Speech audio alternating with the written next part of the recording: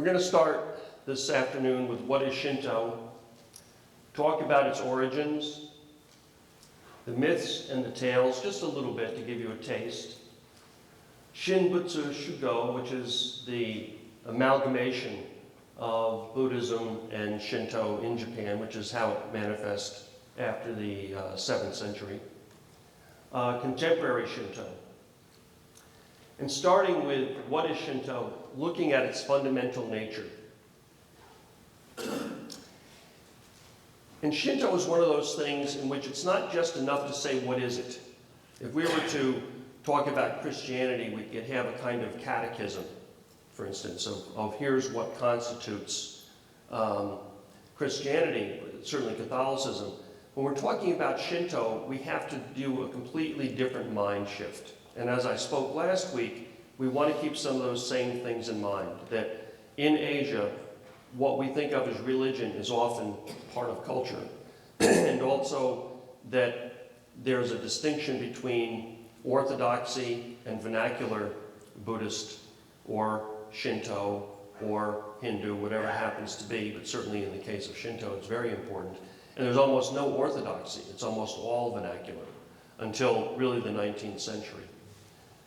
So talking about what it is not is really important, and we can explore those ideas a little bit more as we go. The first thing is there's no founder. There's no single person that we can point to, that, such as the Buddha, in which we can say this is the person who first gave these particular teachings. Its origins are really very, very obscure. There's no doctrine. Imagine that, a religion with no doctrine. And we'll be discussing that in a few moments, but just to let you know that because Japan did not have a system of writing until the 6th century, until around 550, they adopted the Chinese system of writing, there were no written histories. There were certainly oral traditions, but the first histories of Japan by the Japanese didn't start until the 8th century. Nihonshiki and Kojiki, the two books that are referred to as the histories of Japan, especially the prehistories, both myths as well as documented histories, didn't arise until the 8th century. So there's no doctrine. There are no precepts or commandments. In Buddhism, we talked last week, and Southern Buddhists take 250 precepts for men and 320 precepts for women. Everyone knows of the Torah's 10 commandments. Virtually every tradition seems to have precepts and commandments of some sort, with the exception of Shinto. There are no idols. All of the materials that we look at in regards to Shinto, and we'll look at some of those, are symbols, but they're no representations of people per se. And that's not because there's such as in Islam, where there is a prohibition against representing humans. In Shinto, that's not the case. There just aren't any representations. And there's no organization. Now, I'll amend that a little bit as we go along, because an organization was established after World War II. But until after World War II, there was no Shinto organization. And it's not a universal religion. That is to say, you may choose to be a Shintoist. Good luck finding somebody, because you're not really going to be able to go out and find a Shinto priest in your neighborhood.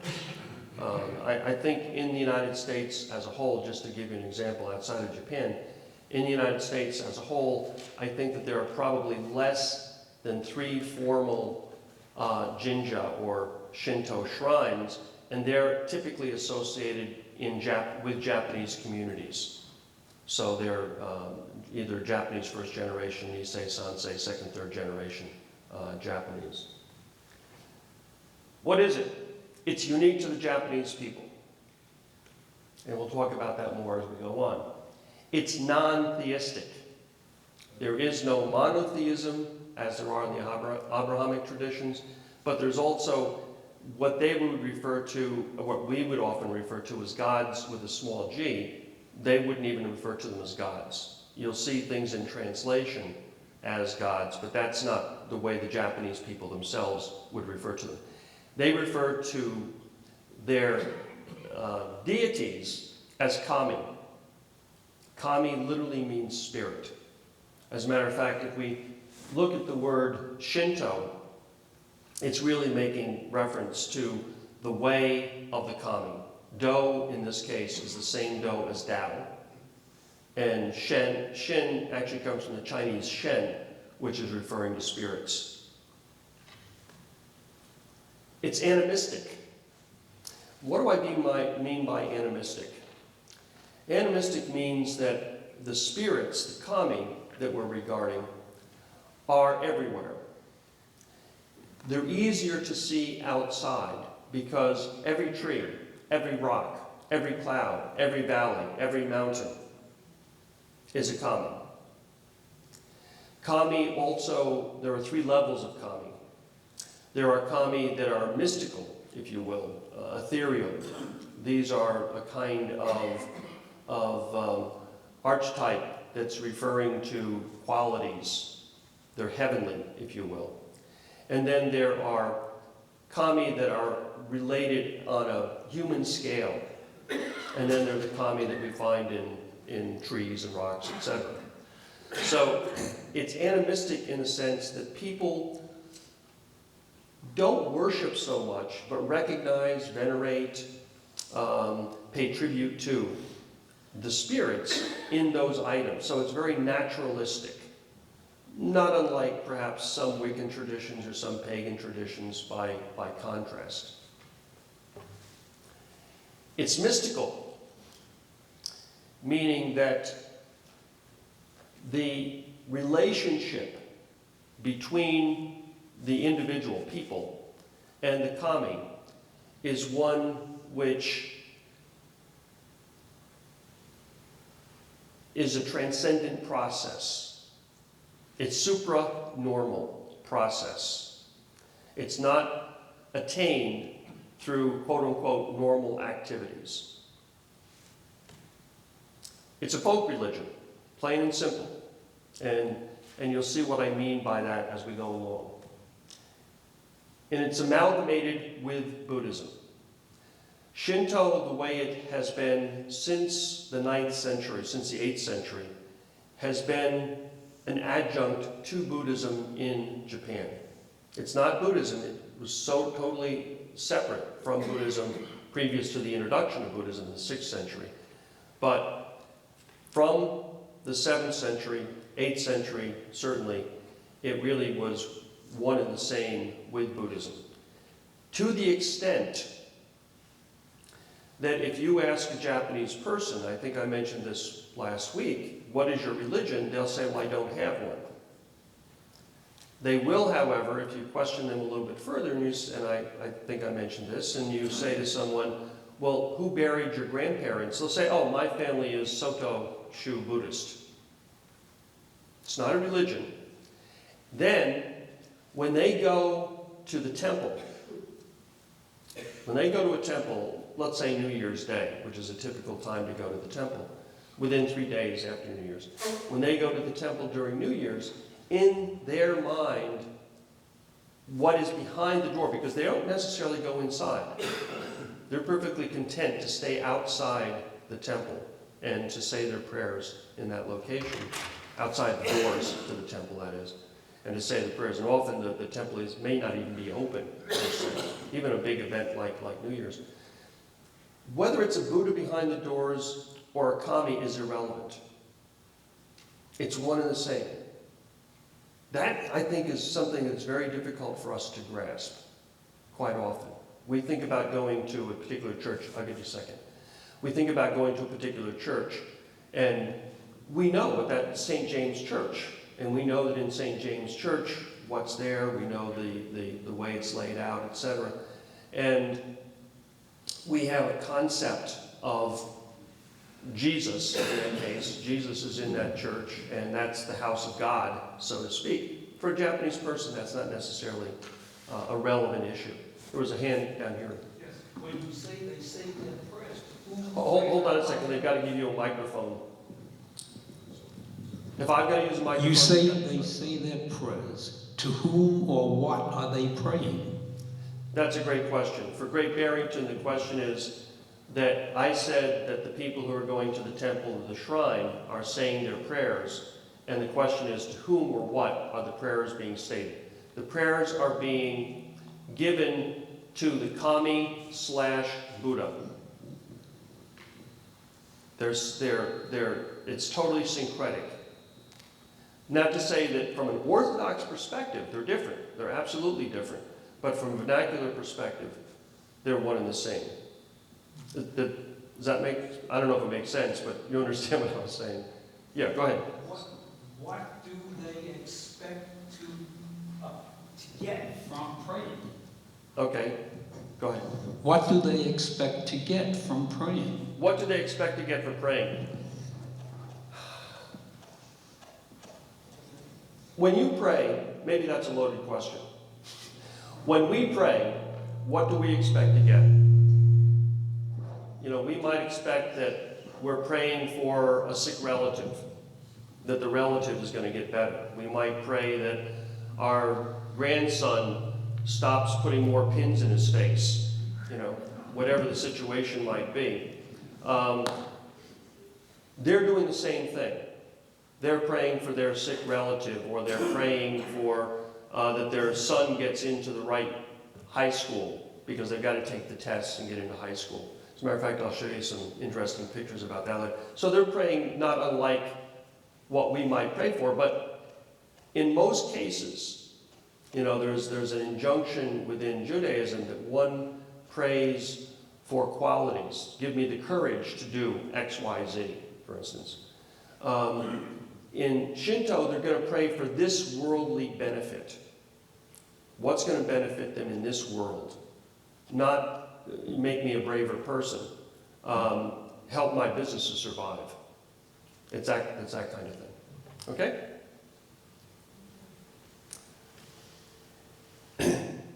And the last thing on this list is that Shinto is integral to Japanese identity.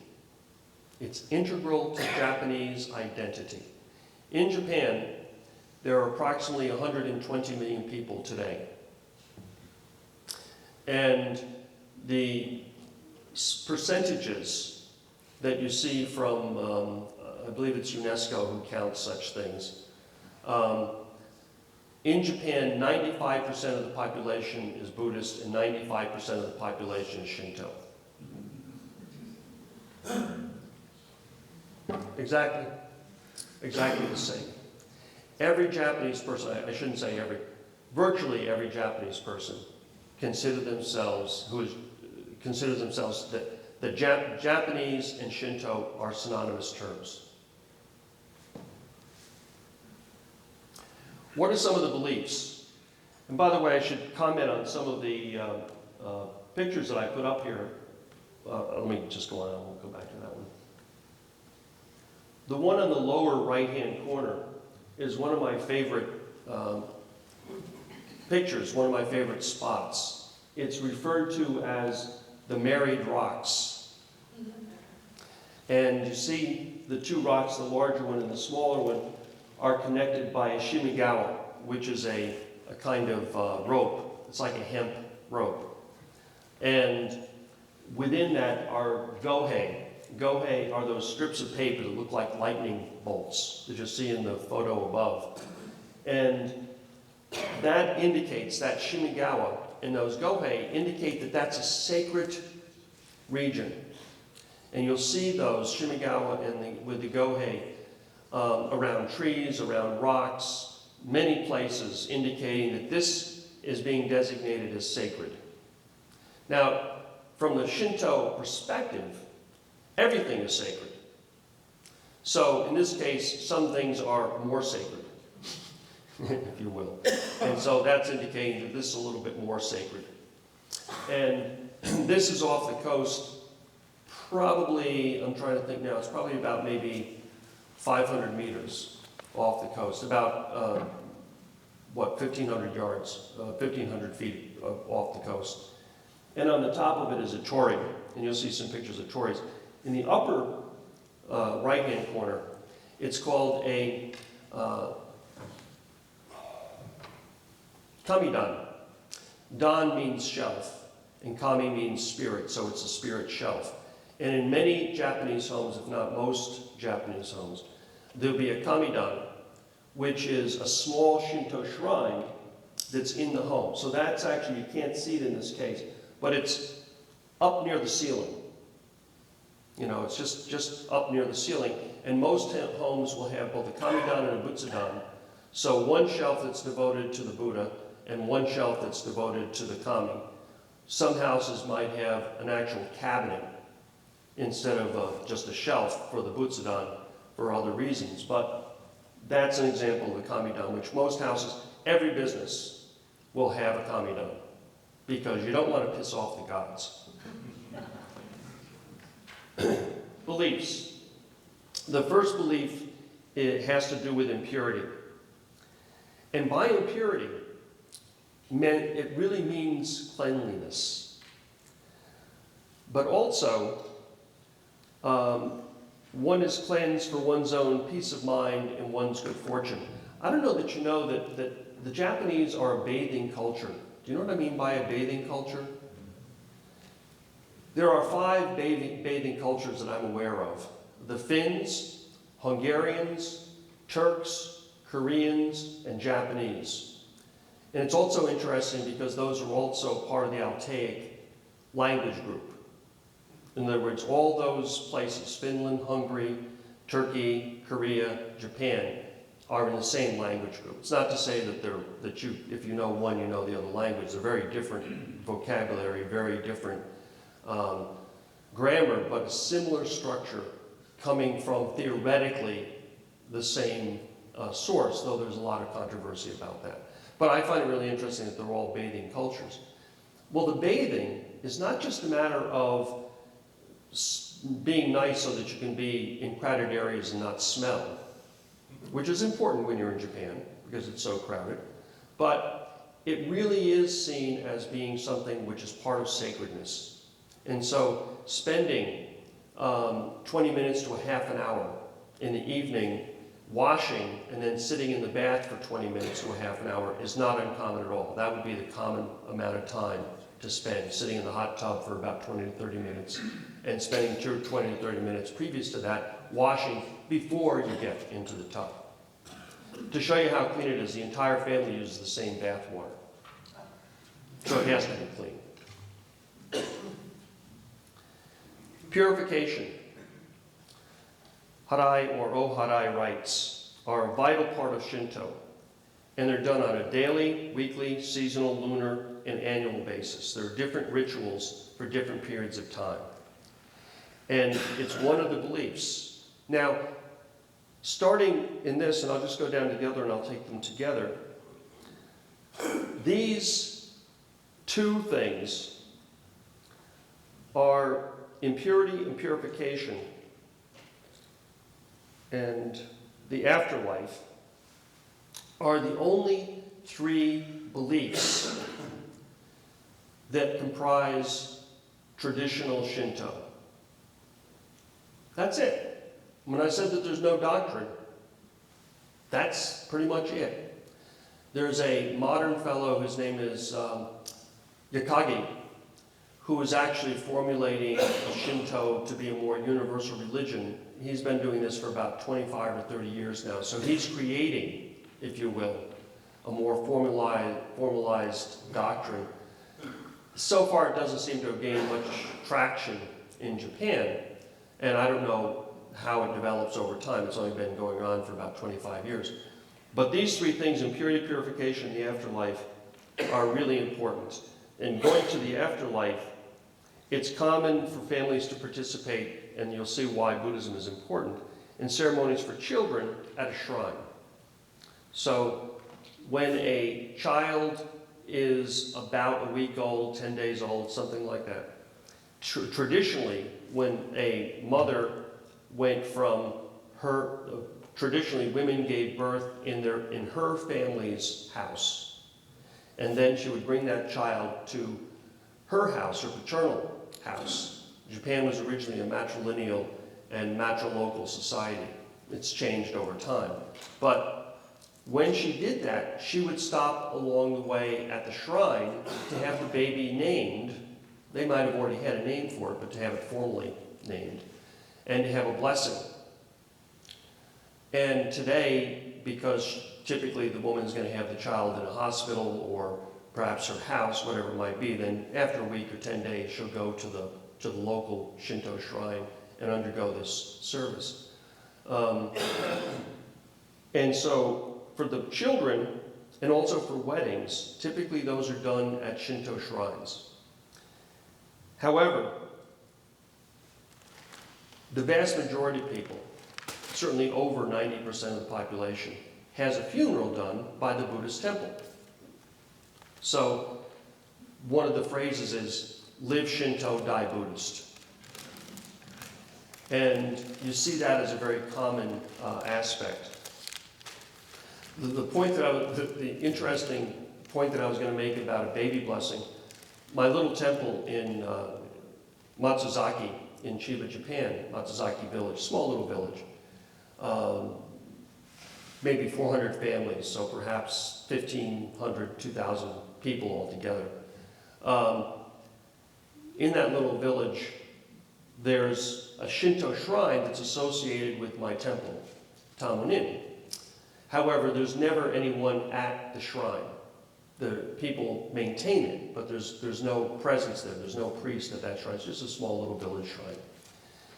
And so when I was living there, I had been there for a while, and I see this young couple with a child up near the outside the temple, and they keep looking down and looking up and looking down and looking up. So I go up and I ask them if there's anything I could do for them. They says, well, we wanted to go to the shrine.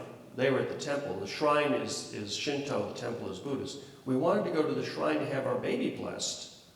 And we weren't sure, do you do the baby blessing? Would you do our baby blessing? And I said, well, I'm a Buddhist priest, but I'm happy to do that. Now, let me go back for a second and let you know that in my training at Taisho University for 3 years, they never told me how to do a baby blessing. You know, I felt like it's just one of those things they teach you. And so I said, okay, I have to go get a few things. I'll be right back. Just stay here. I'll be back. And I told them to do something while I was going. I go down. The first thing is I called up my teacher, Ishishima Sensei, my master. And I said, Sensei, they want to do a baby blessing. What should I do? And they said, I don't know. I've never done a baby blessing. Nobody's ever asked me. Well, this is a small little village temple. His temple is much larger. And so I said, well, what do you think? And he says, well, do something and then let me know what you did. So I get together some things and I go up and I do a blessing. And then I come back and I told him all the things that I did. 15 years go by. And I'm reading in the Enrakuji News, which is the headquarters for Tendai in Japan, which is a fairly large organization. And they're listing the baby blessing, and basically they had taken the blessing that I had done and incorporated it into their material, because typically it's such a local thing that nobody ever formalized it. But there's a Buddhist priest doing a Shinto baby blessing because there's this synchrony. And the notion of the afterlife, as I imply, is distinctly not Buddhist. It's a dual system, where some people believe that one goes to the Pure Land when they die, which is a Buddhist concept. Then there's the belief in the afterlife as orally transmitted by Shinto that has to do with the nature of the other world. And one of the things, for instance, the other world is a mirror image of this world. So if you're right-handed in this world, you're left-handed in the other world, as an example. Everything is a mirror image. So therefore, at the Buddhist funeral, in the villages that I did funerals in, I would say that about 20% probably of the funeral itself is actually Shinto. It's not Buddhist. So for instance, if the person wore glasses, they should wear glasses in the casket and they should go to the cremation with their glasses. However, so they can see in the other world, I have to take the glass and I have to break the glass. I have to crack it so that in the other world they can see, because it's a mirror image. In this world, their glasses are whole. The next world, if they're whole, they would be broken. So I have to break them so in the next world they can see, so they're whole. And such things as they have a little dagger, it's a little wooden dagger that they carry in the casket itself, the deceased would have in the casket, so that there's a myth that when they go to the other world, they have to actually cut through. It's like spider webs. So everybody's buried with this little dagger, which is distinctly non-Buddhist. If a person goes, when the people return from the crematorium and from the cemetery, they sprinkle salt on their shoulders as a purification, which is a Shinto. The Buddhist priests, therefore, the people know that that's a Buddhist priest, so they don't sprinkle the salt on our shoulders because we don't need it. We're one with the spirits. Why do we need to have this purification done? There's no distinction. That gives you an example. So when I say that they're the lifeblood, the Kannushi, which is the Shinto priest, is accustomed to doing various rites, ceremonies, rituals. And that really is part of the daily functioning of the Shinto shrine and of the people within the household, the Shinto households, are these rituals. We look at rituals in many different ways, and we sometimes are very dismissive of them. Within Shinto and within the Japanese people, the rituals are seen in a metaphysical form as a way of transforming this world that we live in. There's no distinction from the Shinto perception of the spiritual world in this world except for conversational purposes. The rituals are seen as necessary, just as necessary as brushing your teeth in the morning. It's that level of pragmatic behavior. Those rituals are just like brushing your teeth, combing your hair, doing all the things you need to do to get out of the house in the morning. And the idea of doing those is extremely important. The ground blessing ceremony is an example. You cannot put up a building. It's not in the building code, but I can tell you that if you try to put up a building without doing a ground blessing, the equivalent to the zoning board is going to be on your case. There is that kind of melding between the secular society and the religious aspects of that society. No one would think about driving a car for very long before they go to the local Shinto shrine and having the local Shinto priest do a blessing and picking up an amulet for protection for driving. And I know that when I go to Boston, I really go and request the kami to protect me while I'm there because I need it in Boston.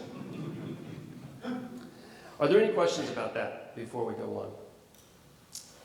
Great Barrington, do you have any questions? No. Thank you. Practices. One of the things that we point out, and I'm using these pictures as a way to discuss the practices, but among the practices, the first is visiting shrines. And you see down in the right-hand corner, those are tori, those red gate sort of structures are referred to as tori.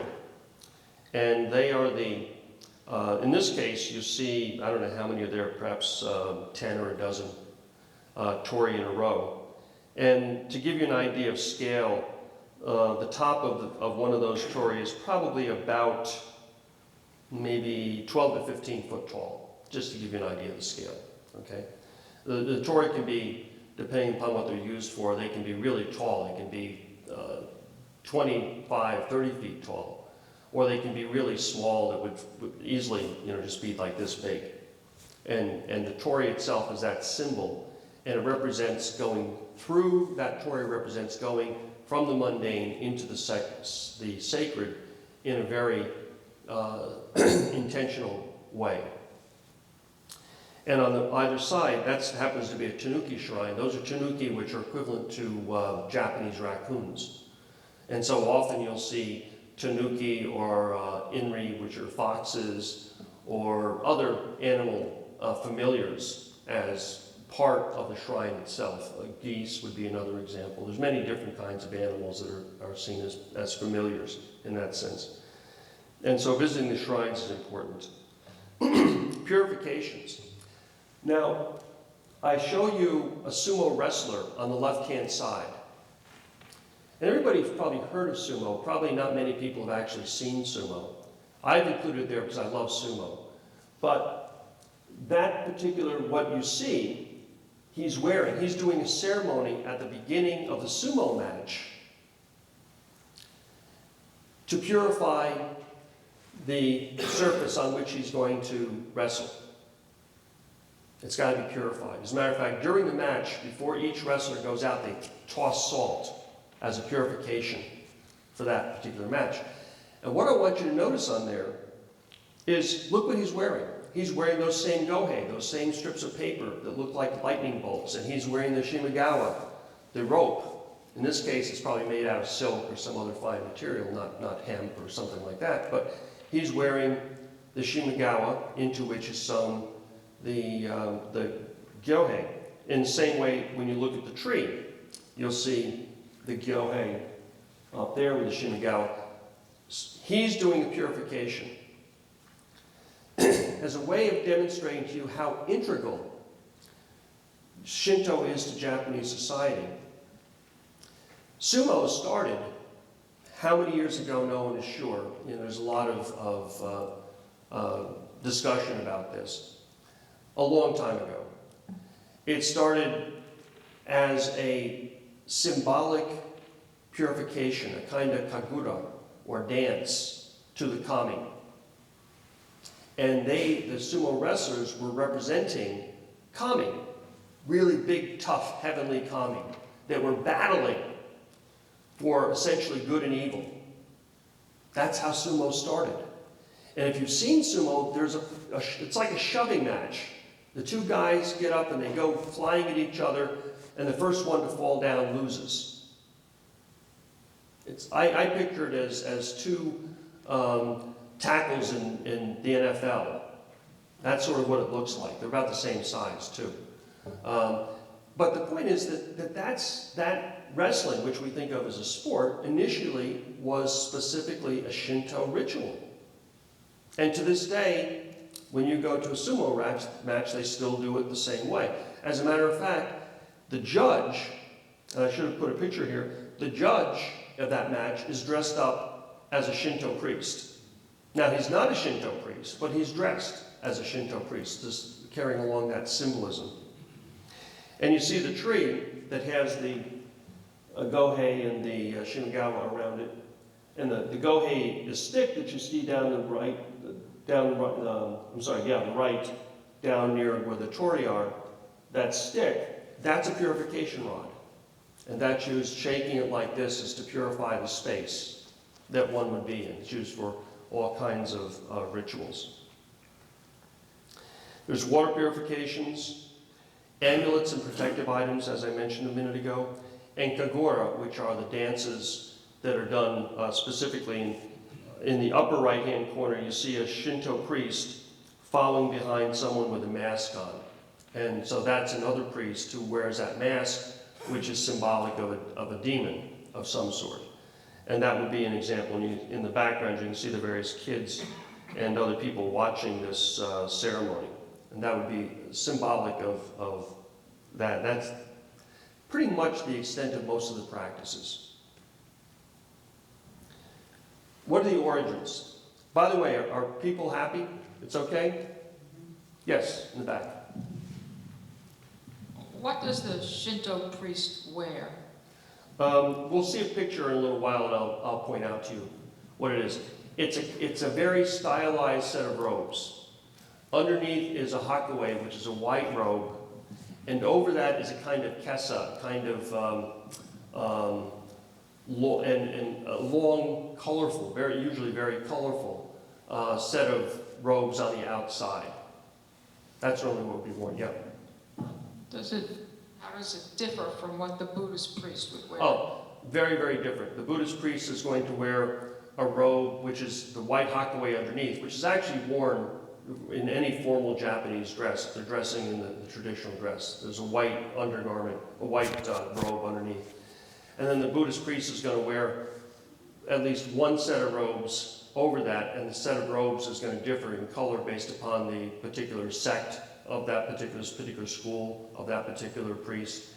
And then on top of that, they wear another robe which will go over the shoulder, typically, much as South Asian Buddhists wear, just over the shoulder.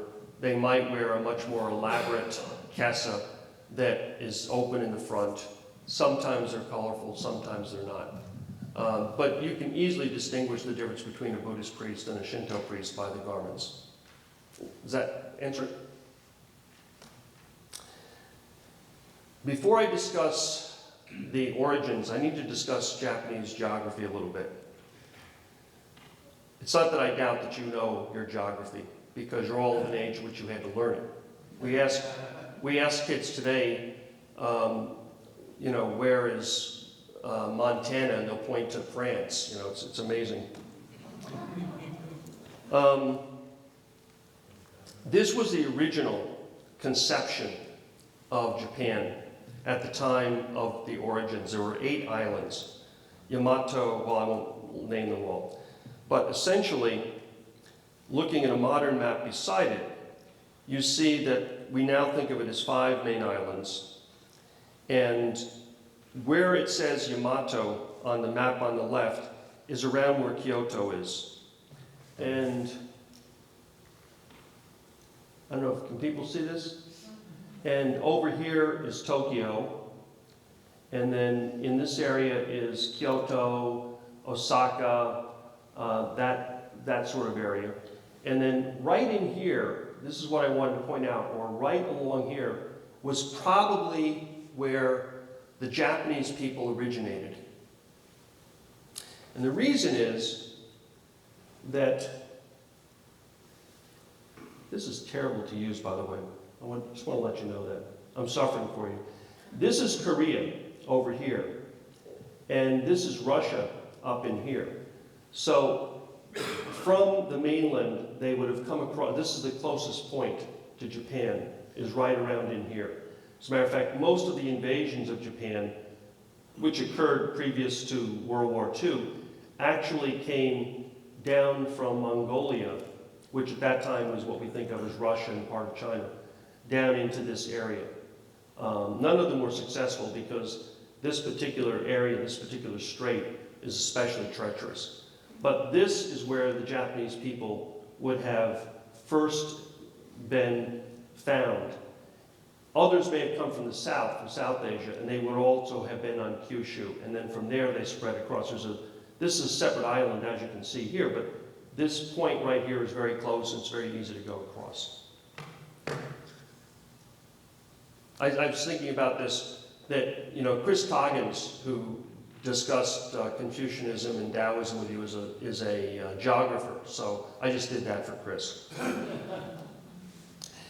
We date the Japanese people with the Jomon culture and the Yayoi culture from about, let's say, prehistory to about 300 BCE, and then Yayoi is 300 BCE to 300 CE, a period of about 300 years. And during this latter period of time is when wet rice agriculture began in Japan. And the first inhabitants were animists, devoted to the nature of the spirits, kami, which we discussed a few moments ago. They're the ones who developed the rituals and the stories to explain the unknown and as a mechanism of social cohesion. Now I'm going to say something to you, and you cannot repeat this outside of this room because you could really get some people aggravated. It's been theorized by some that what we think of as Shinto today probably came from Korea.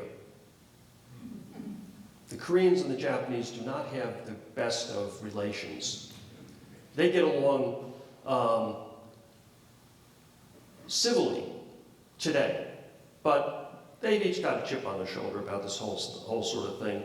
As a matter of fact, another little secret is the imperial family in Japan would have died out in the 14th century if they hadn't imported Korean imperial people. And so the imperial family of Japan today is actually Korean. Never ever tell a Japanese that. And I've actually had conversations with Japanese who are scholars, and they'll have a real hard time with me about that. The cults that we found that we now think of as Shinto were highly localized. There was no organization into a single faith. In other words, each village had its own practices, its own beliefs, its own deities, and that sort of thing. And to a certain extent, we see that today. You will drive down the highway and you'll go in past a little village and you'll see a little shrine this big, usually stone. There'll be a little torii perhaps outside of it, and that's a little shrine for that neighborhood. And the people will tell you, well, this is what we do in this neighborhood.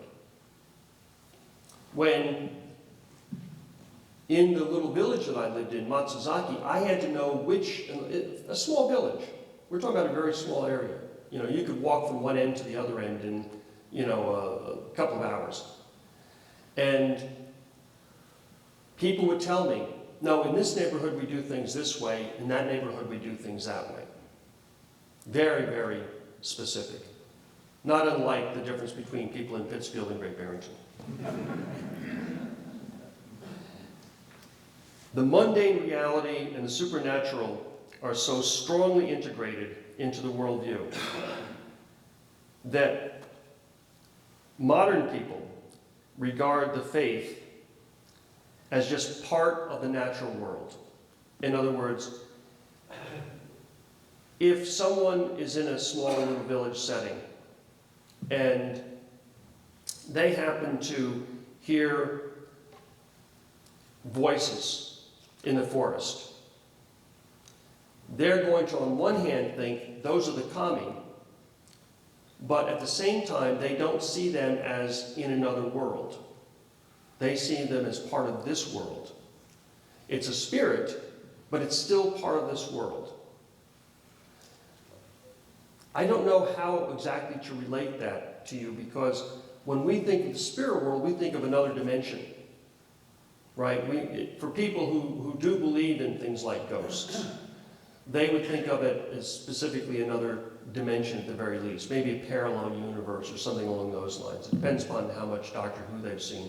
But the idea is that for the Japanese, the kami are so real that they're part of this world. Just the way a cat who's howling down around the trash cans is part of this world. We would think, oh, there's a cat down there that got out, and, we don't think of that as another world. That's how they think of the kami, in a very similar fashion. The reason I mentioned the emperor, the first emperor that's been identified, is Jimmu, around 660 BCE. Now remember, the first report of this didn't come until about 760 CE. So this is a good how many years after Jimmu? Almost 1,000 years after Jimmu. But he was the first emperor. And as you're going to see, it's the oldest dynasty in the world, with a continuous line that goes back almost 2,000 years at this point. And the first emperor is descended from Amaterasu. Amaterasu, we're going to talk about in a minute, is the goddess of light. As a matter of fact, what we see there is Jimmu, who's receiving Amaterasu. This was a Meiji era woodblock print of Jimmu, who was receiving Amaterasu through him.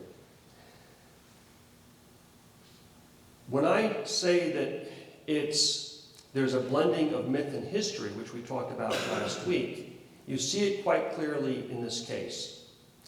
In 1989, the new emperor, the current emperor, was, coronated. There was a coronation for the current emperor. It's currently the Heisei era, which is Emperor Akito. And part of the coronation was to go down to the grand temple, the grand Jinjo, I should say, the grand shrine at Ise, to cohabit with Amaterasu. In that shrine, it's considered that Amaterasu is present, and the three implements of the emperor, which are a mirror, a sword, and a kind of necklace, looked like a jade necklace, are the three implements of coronation. And he goes into this shrine there and spends the night. What he does there, he doesn't say, and it's probably more than I want to know. But that's how the coronation actually takes place. The direct, oh, I'm sorry, there's a question up here. Yeah, the word deity is up there, number 3. Yep. I thought this was a religion without a deity. Well, we use deity, I use deity in some of those cases. Repeating. The question for Great Barrington was that number 3 on this slide, I used the word deity, Shinto deity, Amaterasu. And I said before that they're really not gods, and therefore, what is it? I'm using deity as synonymous with these spirits. I'm not using it in the sense of the monotheistic concept of deities. It's really, because I get tired of writing spirits, I use different terms. And sometimes I'll even use gods because a particular work that I might have been reading at that time uses the term gods, and I end up writing it down, that sort of thing. It provides legitimacy. Amaterasu is the deity, if you will, that provides legitimacy for the imperial throne. That's what gives him the right to be the emperor. And in fact, more than just giving the emperor the legitimacy, it's viewed that Amaterasu actually established the Japanese islands and established the Japanese people. They don't see themselves as living without Amaterasu. Miko, or shaman, is really the origin of Shinto. Does everyone know what a shaman? Well, I talk about shaman in a minute, so I'll deal with it down there. Himiko, or Pimiko, because we're not really sure of how the word was pronounced, was shown as queen of the ancient Wa, which is how the Chinese referred to Japan. They referred to it as the land of Wa, which was sort of a pejorative term. But that's the first history, that is to say, recorded history of Japan is in the Chinese chronicles from around this period of time, around 300 BCE. And they chronicled her as having lived from 220 to 265 during the Yayoi period. And they chose her as being the ruler because there was someone who was having warfare with other tribes in the area. And so Himiko was identified as that particular person. They don't mention Himiko, the early histories don't mention Himiko per se. It's really from China that we get that information. But we know that there's someone like that who lived at the same time because of other legendary figures who are also mentioned in the same chronicles by the Chinese.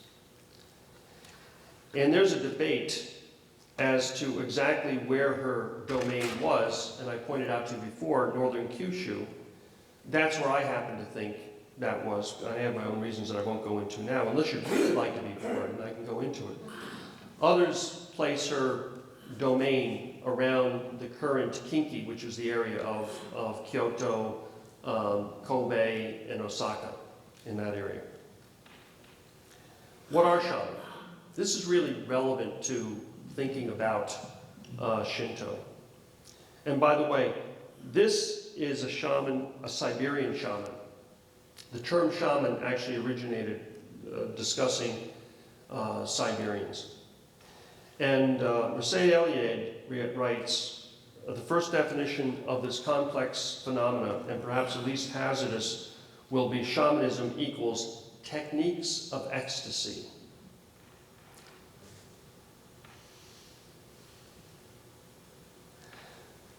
It encompasses a belief that shamans are intermediaries or messengers between the human world and the spirit world. And they're said to treat ailments and illnesses as well as mending souls. And here we use the term soul as opposed to spirit. They alleviate trauma, basically what we think of as medicine men, medicine women. They were shamans. You know, to cut to the chase, that's really what it comes from. And they're shown to enter supernatural realms to obtain solutions for individuals and communities. Let me see at the time so I know. Okay. And we're going to 6 o'clock today also, right? Any questions about shamanism? Any questions about shamanism? Shamanism, before I go on, is really important because much of what I see, this is my personal interpretation here, much of what I see Shinto priests as performing is really a very shamanistic activity. And one of the distinctions between how I perceive of Buddhism in South Asia and in East Asia, Japan, China, Korea, and Vietnam, is the Buddhist priest from East Asia tends to be more shamanistic. There's an intermediary quality to what they do. Whereas in South Asia, there's not so much of an intermediary quality. It occasionally borders on that, but in East Asia, you see it fully. And shamanism is common to virtually every human society we've ever known. I would even maintain, and please, if you're Roman Catholic, don't be offended, that Roman Catholic priests are rather shamanistic. If one is converting the blood of Christ into wine and the body of Christ into the host, you're communicating with God in a very real fashion. To me, that fits within that shamanistic definition of an intermediary between the spiritual world and this mundane world. Yes, in the back. How is the shaman identified? Does he have training? Does he get some sort of calling, or is it by the group? Is it by the group? How is he identified? How is a shaman identified? In a traditional society, and there's an incredible amount of literature about this. In a traditional society, often the shaman was a person in the village or whatever the location was that was different. They were different than other people. They somehow had a kind of clairvoyance. They had the ability to see people in a different way. The shaman, there's some theories that shaman were probably schizophrenic. I mean, what we're talking about is clinical schizophrenia. That they heard voices, they saw visions, and they expressed that, and people would believe those visions and those voices. In other words, we look at a schizophrenic person today, and we treat that person, and for good reason, as a person who has a mental illness in our society. In a primitive society, or a less than developed society that we have today, the shaman that person who is schizophrenic may have served a really valuable purpose of having a kind of ultra-awareness of the dangers around them.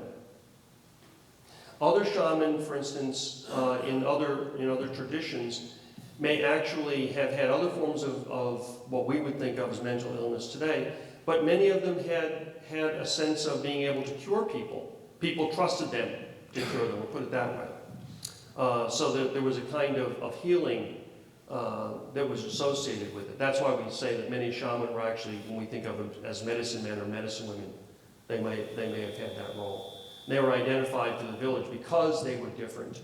The Native Americans have one shaman, which is really interesting. It's called a contrary. If he gets on his horse, he gets on it backwards. If he's a male, he dresses a female. If he's female, he dresses a male. If he has a meal, he has the meal, then he washes his hands. He does everything backwards. That's the kind of thing that particular society would look for in a shaman.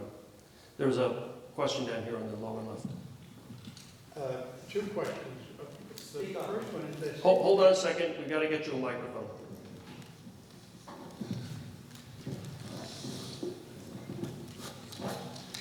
To me, there seems to be a dichotomy here between Shinto, as you initially presented it, as being very simple, the here and now, down to earth.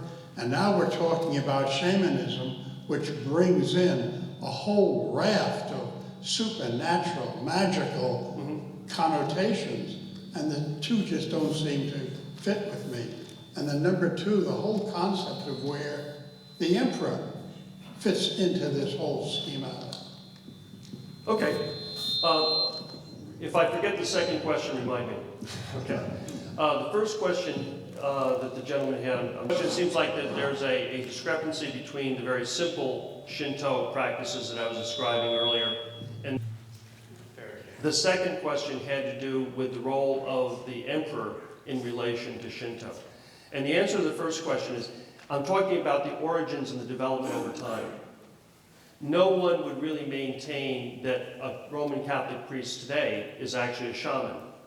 All I'm saying is that many of the functions of the Roman Catholic priest today are shamanistic, and that that's a natural function of a society, is to have those individuals, and that we feel that we're so far advanced, but we still retain many of those same roles, many of those same characteristics. Additionally, when we're thinking about Shinto, the origin of the first queen was a shaman, Himiko.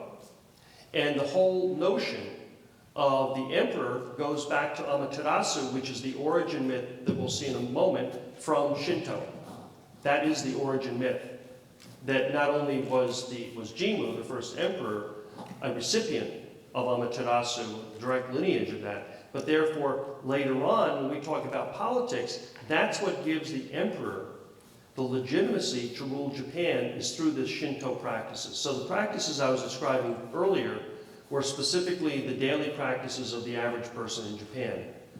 Now I'm going back and looking at the origin, looking at the more, if you will, orthodox notion. Okay, I don't know if that's totally satisfactory, but that gives you a flavor. Maybe it'll make more sense as I go along. Okay, any other questions? Okay, I'm glad the spirits are calm. Great clarity. Yes. You have to speak up.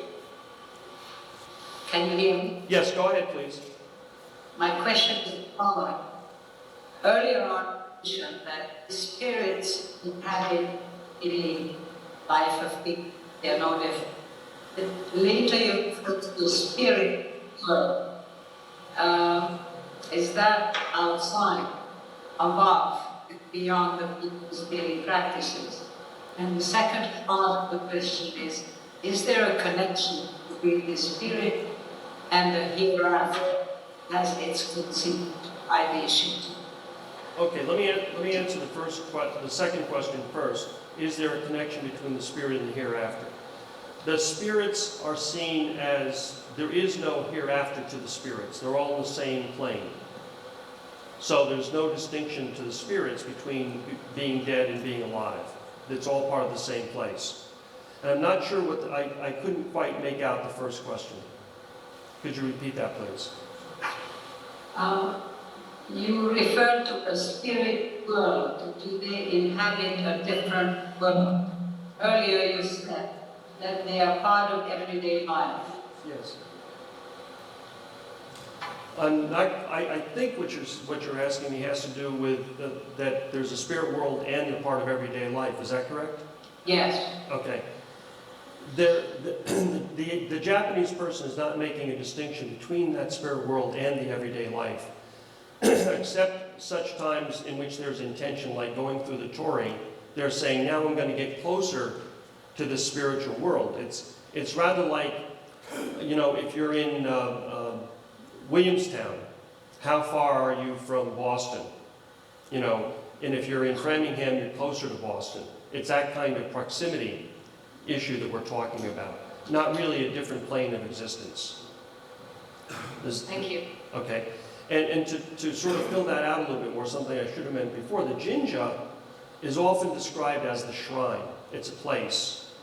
But the jinja does not have to be a shrine. It doesn't have to be a formal structure. The jinja can be, as we saw before, a rock or something along those lines. So it really is proximity, not necessarily another dimension. And I'm going to do the creation myth very quickly. The first recording of the creation myth is in the Kojiki, and it includes the creation of the Japanese islands. And these two figures in this particular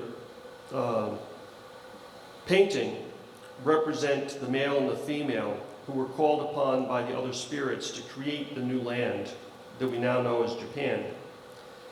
And the Japanese islands, and this is important when I talk about the integration of Shinto within Japanese society. The Japanese islands were considered a paradise because they were created by the, and here I'm using the term gods, by the spirits, for the Japanese people, and were ordained by the higher spirits to be created into the Japanese empire. So going on to the question you had regarding the emperor, they're all intermeshed. The idea of the spirits and the emperor and the land and the people are all one. There's no distinction between them. If you understand that concept. Going on to Amaterasu, and I'm going to go through this a little bit more quickly. Amaterasu here is looking at a mirror, and she's the sun goddess and one of the principal kami. And she was born from the left eye of Izanagi, as he purified himself in the river and went on to become the ruler of the higher celestial plane. So there's a cosmology that was developed. Typically, this cosmology didn't develop until about the 10th century.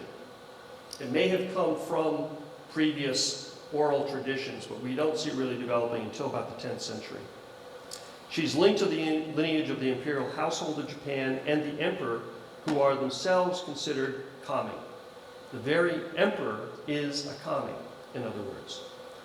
Now, I'll tell you, before I go on to that, I'll tell you very briefly one of my favorite Japanese myths of Amaterasu and why she's so important. Amaterasu was, she was a very difficult kami to get along with. She didn't get along with her brothers and sisters very well. She didn't get along with the other deities. And as a matter of fact, she was a bit of a, very narcissistic. She really cared a lot how she looked. And so she was always lording it over all the other brothers and sister deities. And so one day they started throwing excrement at her. One of the reasons I really like this myth is it's the only myth I know where the gods are throwing excrement around. And they were plastering her with excrement. And so she ran away, and she hid in a cave. But because she was the deity of light, then the sun went out. There was no more sun. So the two, Susano and Susanoo, and I often mistake which one's male and which one's female, wanted to trick her into coming out of the cave and with her bringing the light. So they went up to the cave and they held up a mirror. You can see the mirror that's in front of her in this particular photo, or not photo, but this, yeah. They're so real that this is a photo. It looks touched up, I know, but this particular picture, so they held this mirror because she was so narcissistic. She reached for it because she wanted to see herself. She had never seen a mirror before. And she reaches for the mirror, and when she reached for it, they grabbed her arm and pulled her out of the cave, hence bringing light back to Japan. Now, do you remember I told you what the three implements that the emperor held were? The mirror, the sword, and the jewels. That's the mirror of Amaterasu. That's how these ideas are interrelated with the mythology. When we look at, the term is Shinbutsu Shugo, which is the syncretism between Buddhism and Shinto.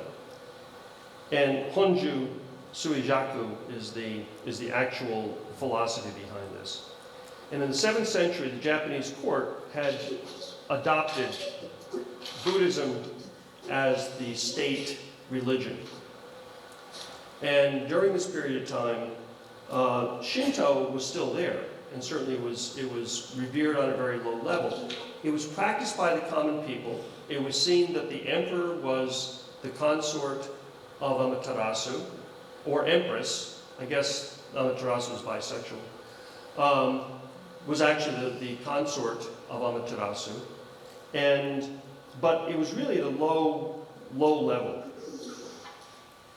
And around the 8th century, Shinto traditions began to initiate and imitate and blend with Buddhist influences. So much so, and that's the theory of Honji Suijaku, the process of blending came about in which the Shinto deities themselves from the mythologies were then actually seen to be manifestations of the Buddhas. They were actually manifestations of the Buddhas. They were incarnations. And one notable example is Shingon Buddhism, which is another form of esoteric Buddhism in Japan, believed that the Shinto deities were not only Buddhist divinities, but that Amaterasu was identified with Dainichi Nyorai, which is the root Buddha. So that when I said before, it's relatively unimportant to a Japanese person, whether it's a shrine or a temple that they're going to, it's because if the particular deity within that temple is Dainichi Nyorai, as it is at the great temple of Todaiji, the largest Japanese Buddhist temple, and the largest actually wooden building in the world, the deity itself is about 35 feet tall, made out of bronze, in a building. If the person goes and sees Dainichi Nyorai, to the Japanese mind, that's a kami. That's a Buddha, that's a kami, they're one and the same. When we look at an example of Tendai Buddhism, you'll see this shrine that's here, and you see the torii that's there, it's painted bright red. You see little inari, which are the fox deities that are located on there. That's what those little porcelain figures are. That's actually on Mount Hiei. Mount Hiei is the sacred mountain of Buddhism in Japan, and yet Saicho, the founder of Tendai in Japan, before he went up the mountain to actually found the first temple on the mountain, he stopped at the Shinto shrine at the base of the mountain to ask the kami if they would help him in doing this.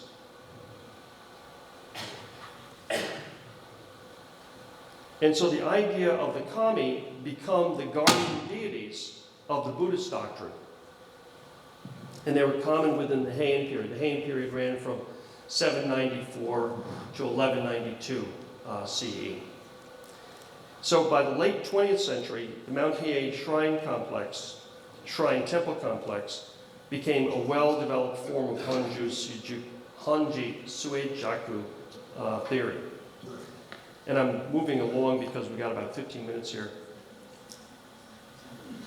What we see before you there in that picture is actually the current emperor.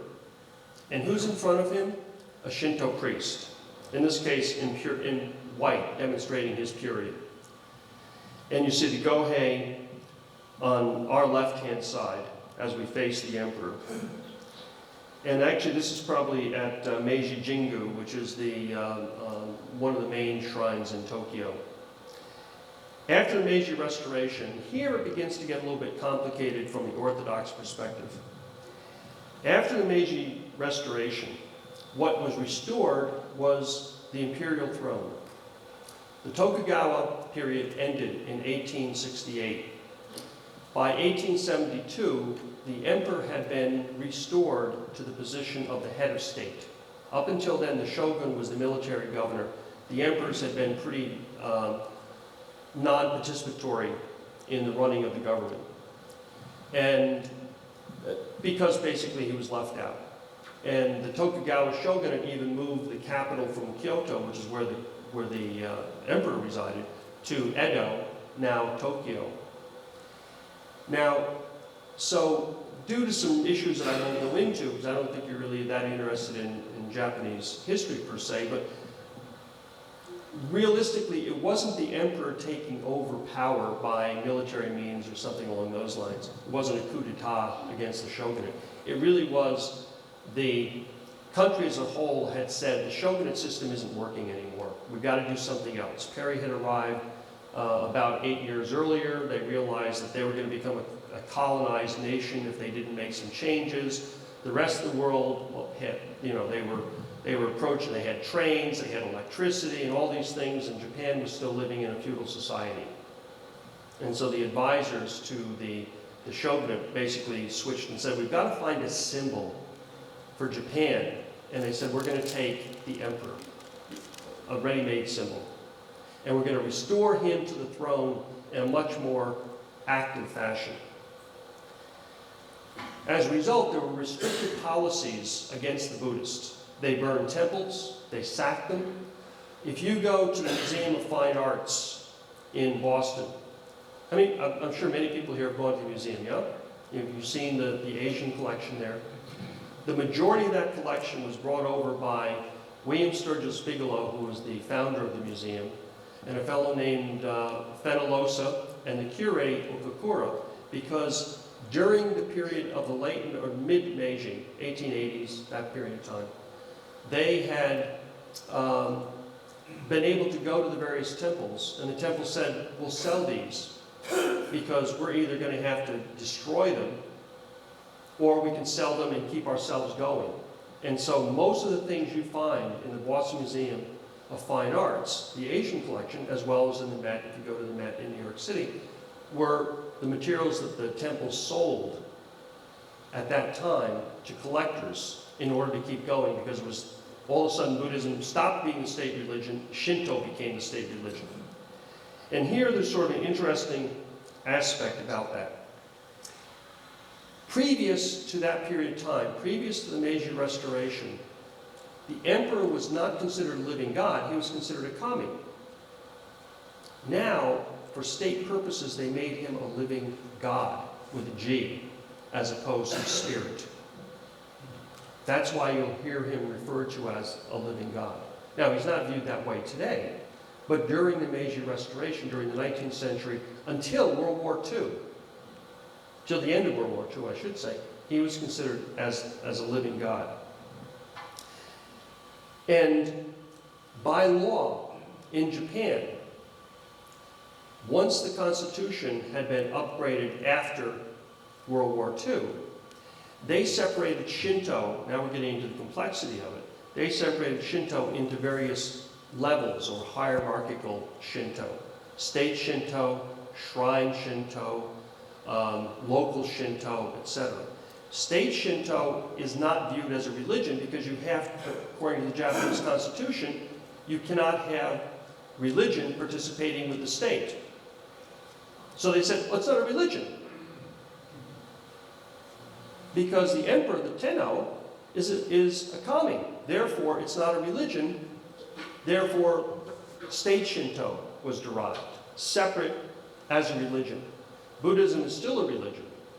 Up until the Meiji Restoration, every Shinto shrine in Japan, the major shrines, I'm not talking about the little neighborhood shrines, but all the major buildings, the jinja that you would go into, had to be associated with a Buddhist temple, either a Tendai or a Shingon temple. That's how close the relationship was. During that period of separation, they broke that apart. And that's why we think of Shinto and Buddhism as separate. Interestingly enough, the term Shinto was never used until the 19th century.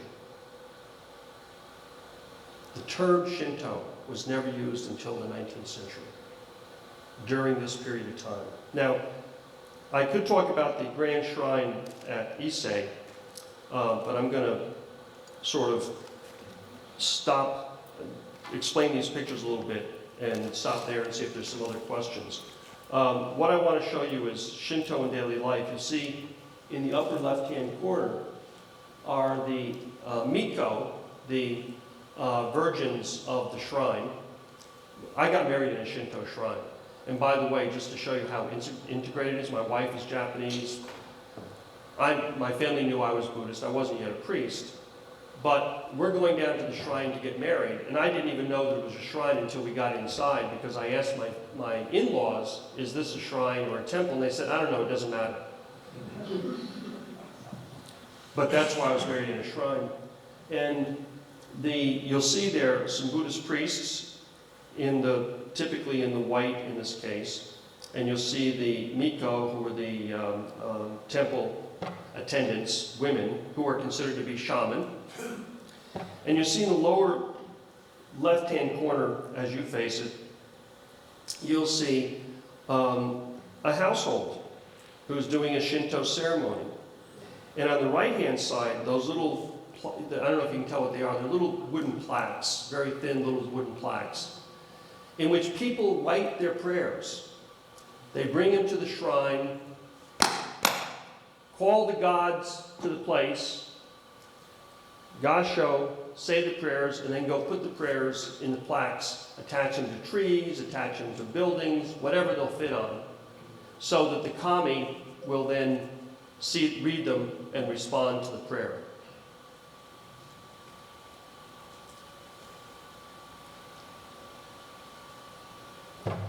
Questions? If you don't answer a question, we go back and talk about the Ise Shrine, then you're going to be sorry. There's a question down here. Is there a tradition of community financial support for the Shami?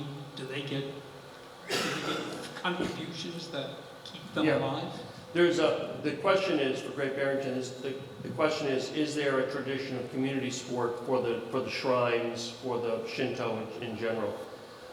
For state Shinto, it's actually supported by the state. And actually today, most of the temples are also supported by the state in some way or another. The temple building itself, the statuary, etc., may become national treasures, and then the state pays a certain amount for their upkeep. The shrines themselves, if they're a state shrine, is paid for by the state.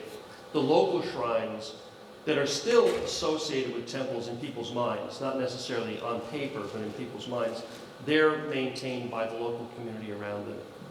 And that's how it's paid for.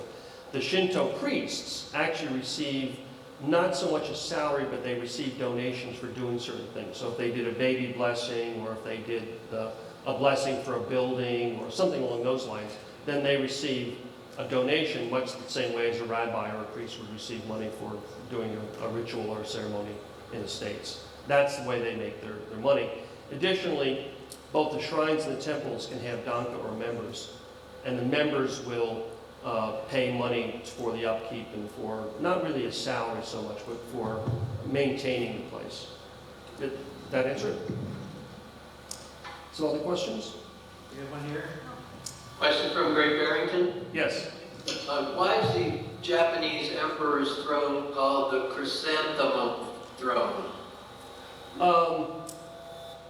I don't know why it's a chrysanthemum per se, but I'll tell you an interesting story. In Tendai Buddhism, chrysanthemum was the symbol of Tendai.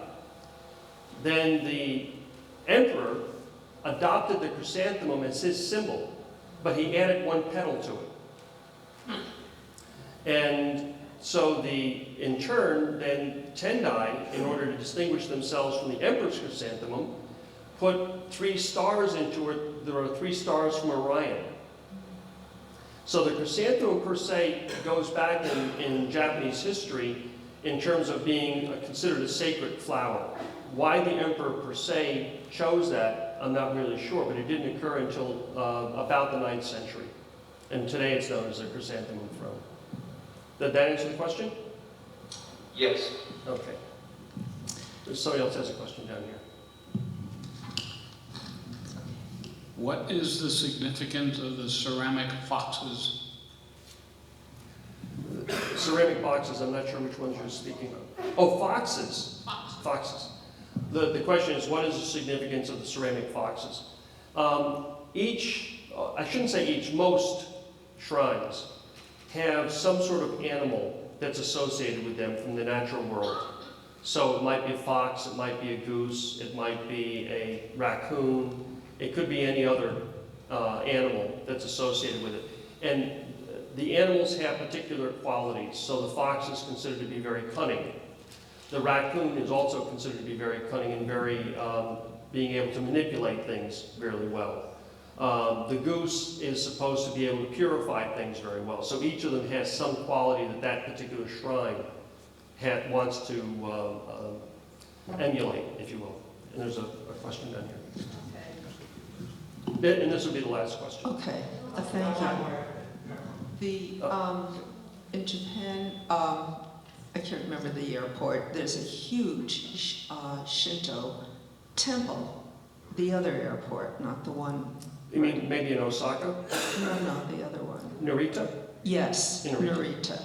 And we happened to get there when there was a large musical procession and ceremony inside the temple.